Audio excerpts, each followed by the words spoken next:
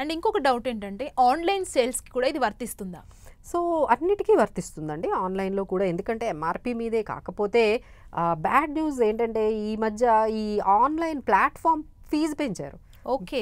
మీరు గమనించారో లేదు, ఎందుకంటే ఇప్పుడు ఫెస్టివల్స్ వస్తుంది కదండి, everyone wants to take the advantage. ఈ ఒకవైపు ఏమో మీకు గమనిస్తే ఎయిర్ ఫేర్స్ అన్నీ పెరిగాయి.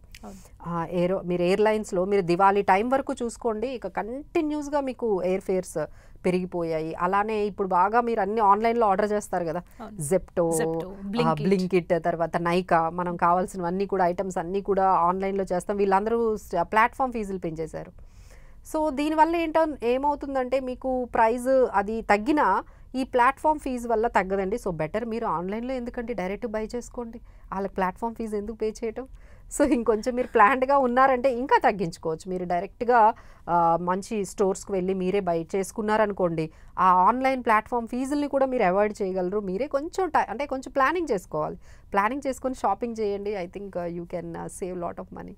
మాధవిరెడ్డి గారు, అంటే ఇప్పుడు జిఎస్టీ కేంద్ర ప్రభుత్వం తగ్గించింది.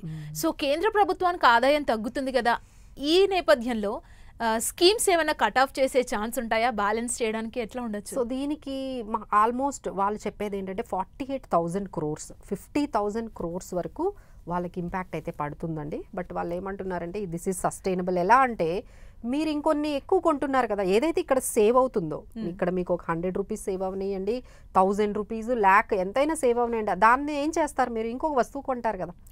సో దాని ప్రకారంగా వాల్యూమ్స్ పెరుగుతాయి.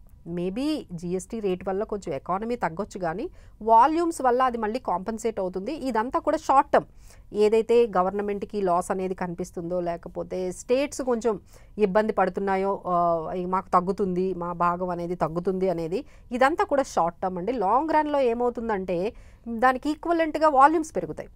అందరూ కూడా చాలా అంటే 100 నుంచి ఒక 200, 300 పీసెస్ కొంటున్నారు కదా.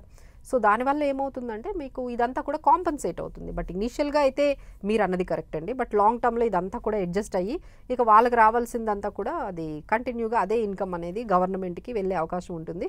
సో స్కీమ్స్ అవన్నీ దీనివల్ల ఇంపాక్ట్ అవుతాయి అనేది మాత్రం లేదు. అండ్ ఇంకొకటి ఏంటంటే